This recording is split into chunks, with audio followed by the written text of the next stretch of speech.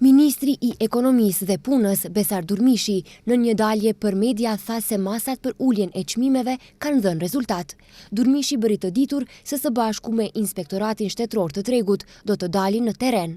Siç bëri të ditur, nëse vërehet se ka rritje të çmimeve, Durmishi paralajmëroi masa më rigoroze. Në pjesën e ushqimeve dhe pijeve janë zvogluar çmimet.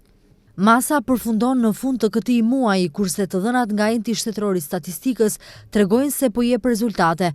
Përkatësisht, në mars kemi inflacion prej 2,7% dhe krahasuar me shkurtin kemi deflacion prej 1,3%. Në sektorin e ushqimit dhe pijeve, çmimet kanë rënë. I njëjti informacion tregon se këtë muaj çmimet në sektorin e ushqimit dhe pijeve kanë rënë gjithashtu, kështu që kjo mas po jep rezultate. Me Inspektoratin Shtetëror të Tregut, ne do të jemi në terren, do të monitorojmë çmimet, nëse ka sjellje deviante nga ana e tregjeve ose nëse ka një rritje të madhe të çmimeve, natyrisht që do të vazhdojmë me masa të reja. Nëse tregtarët nuk sillen siç duhet, ose nëse nuk rrisin çmimet, do të ketë masa më të rrepta se ato që kemi tani.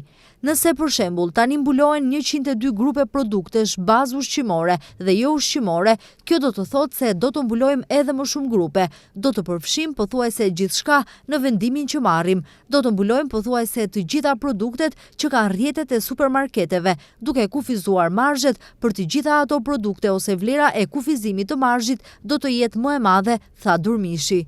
Me propozimin e Ministrisë së Ekonomisë nga 20 prilli, zbatohet një marzh i kufizuar i fitimit bruto për 102 grupe produktesh dhe për të përcaktuar çmimet më të larta të 8 grupeve të produkteve ushqimore dhe me ndryshimet në ligjin për mbrojtjen e konsumatorit, të cilat hynë në fuqi më datë 18 të këtij muaji. Shitësit me pakicë janë të detyruar të publikojnë publikisht çmimet e produkteve në faqet e tyre të internetit dhe t'i përditësojnë ato çdo ditë deri në orën 10 të mëngjesit. Çmimet duhet të publikohen në një seksion të veçantë të faqes së internetit dhe të jenë të disponueshme pa regjistrim ose hyrje shtesë në faqen e internetit.